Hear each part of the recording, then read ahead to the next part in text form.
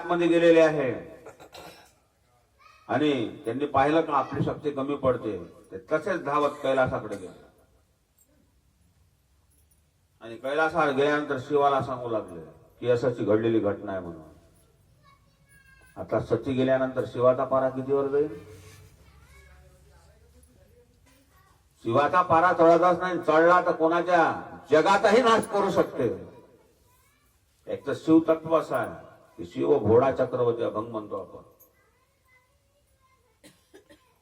तशी बातमी समज तेव्हा तांडव नृत्य चालू केलं शिवानं. त्यावेळेस ते तांडव नृत्यच असते. असा तांडव नृत्यामध्ये आपल्या जटेतली एक अशी केस उपटला आणि गोट्यावर आपटलं.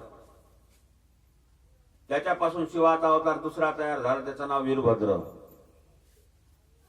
आकाशाला डोकं टेकते की काय, एवढा मोठा तो वीरभद्र होता. आणि शिवाला विचारू लागला काय करायचं.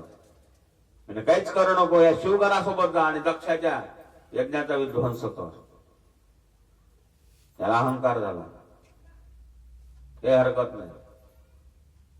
सगळं सैन्य घेतला शिवासोबत आणि तो चालला दक्षाच्या यज्ञामध्ये. इकडे जे सती काय झाली होती की अग्निकाष्ठामध्ये तिनं प्रवेश घेतला. ती दुसऱ्या जन्मामध्ये कुणाची मुलगी झाली? हिमालयाची मुलगी झाली. तिचं नाव होतं मेना.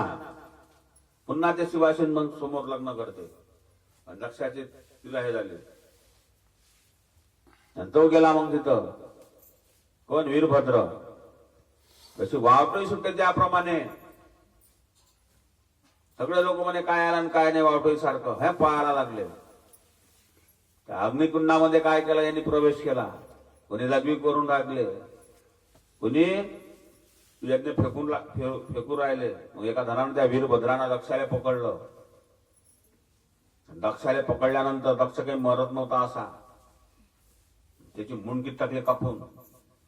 कोणाची? दक्षाची. ते यज्ञ कुंडात दिली टाकून, तेही पेटत नव्हती. पेटत आता तिला हे मुंडका कापल्यानंतर काय राहील? धडच राहील ना, दुसरं काय राहील?